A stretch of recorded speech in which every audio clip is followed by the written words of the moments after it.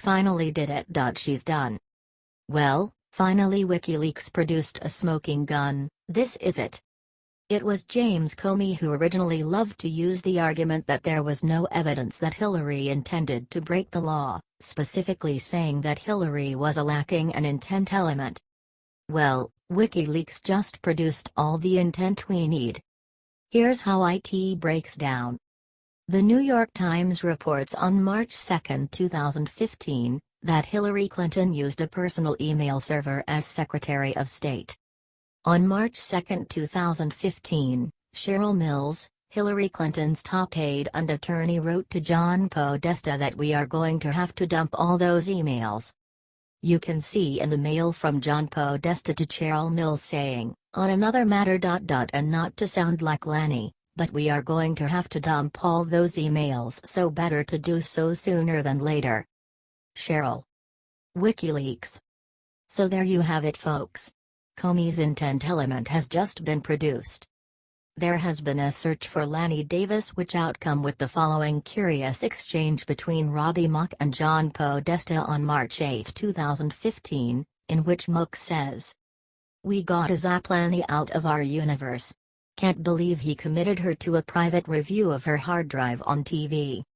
What other proof do liberals need to open their eyes wide and see the criminal Hillary and Obama did?" HT, The Federalist Tribune.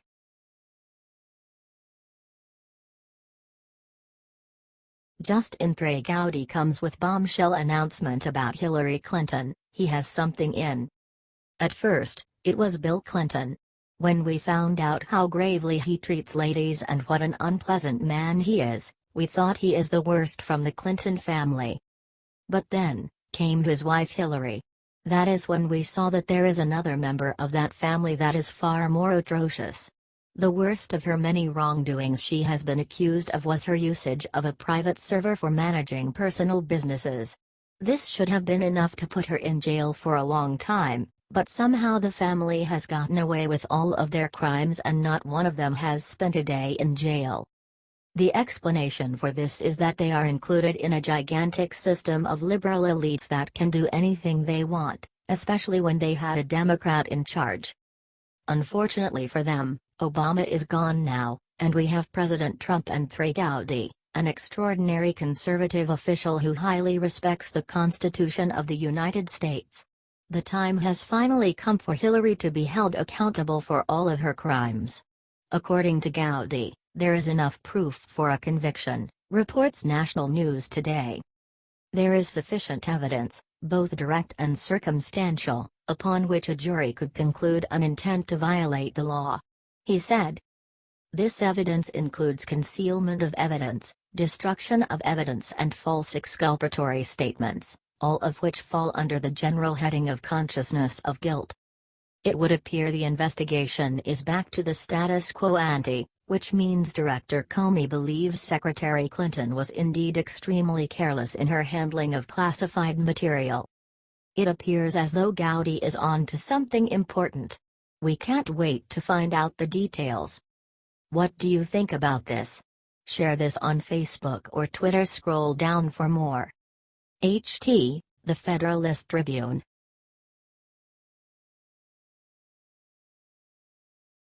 Alert: Soros committing disturbing move in Phoenix during Trump's rally. Billionaire psycho and globalist George Soros has been responsible violent insurrections all across the world. This isn't surprising since he is a leftist whose only goal is to serve the New World Order. President Trump scheduled a rally in Phoenix, Arizona for Tuesday night, and of course his supporters can't just be safe. Advertisement. Protesters are expected to show up in force, backed by a group of progressive donors like Soros. These are the Antifa and BLM terrorists who attack innocent people because they have a differing view. Leading anti-Trump activists backed by major Democratic donors including George Soros are mobilizing large numbers of protesters ahead of President Trump's rally in Phoenix on Tuesday, with the intention of stealing the spotlight from the president's event. Local leaders of Indivisible, one of many resistance terrorist groups created as a direct response to Trump's election, are hiring thousands of protesters who operated as part of the coalition of left-wing groups ahead of Tuesday's event. Advertisement. On top of the mass protests, the left wants their protesters to purchase tickets to stop the rally from inside. They are doing their best to silence Trump and his supporters. It's embarrassing. Phoenix Police Chief Jerry Williams said earlier this week that police would be at maximum staffing during the visit. Protesting Trump at every event will only make people flock to him in 2020 like they did in 2016. That goes double if the protests become violent, as is often the case when liberals are leading the charge. The best part of all this is that we all get a glimpse into the liberal lunacy again, and it drives the chances of the Democrats gaining the majority in Congress anytime soon down further and further. What do you think about this? Should Trump make sure that it is exposed that people act like this?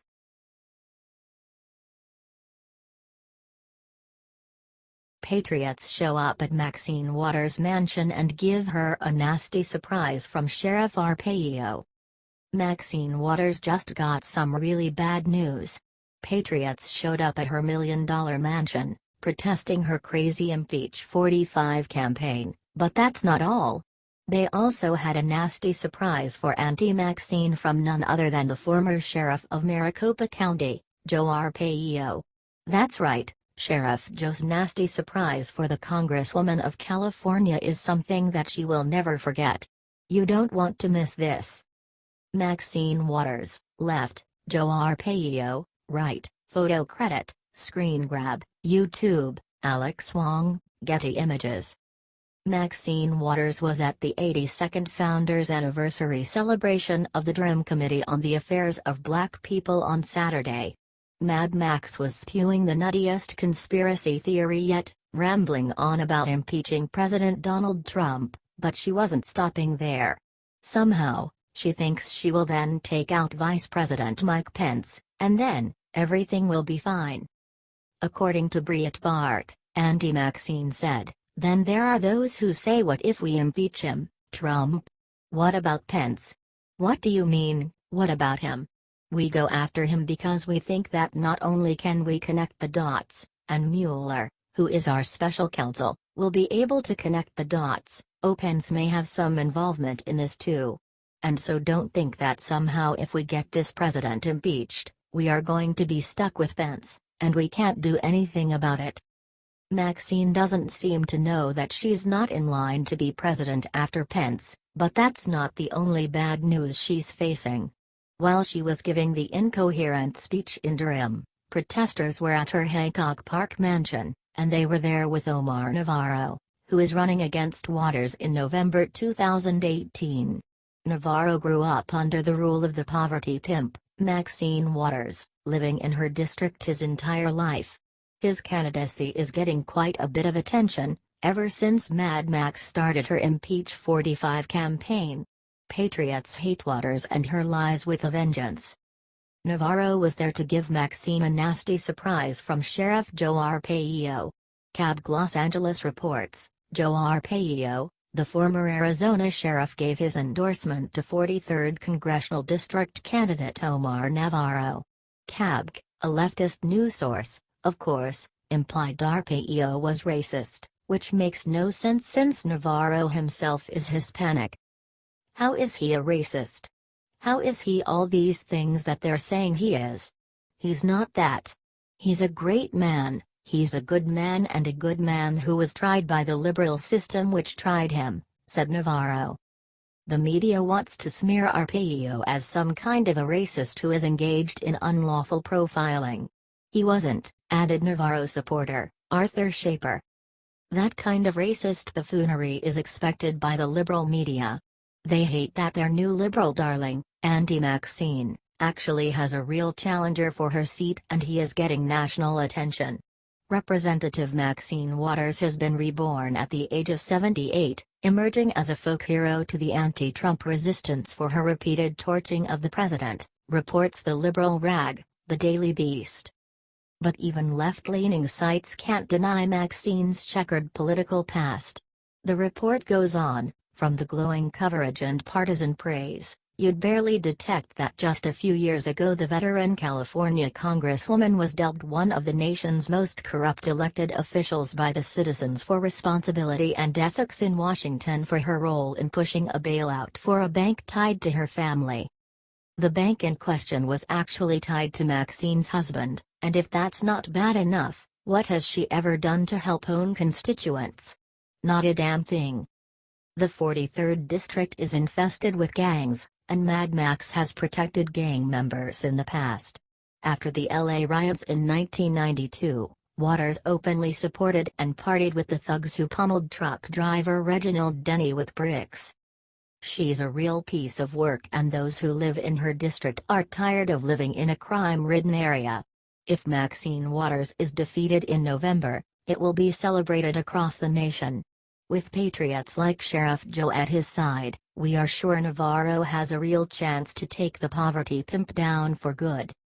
Please share the story and tell us what you think by clicking one of the buttons below. We want to hear your voice.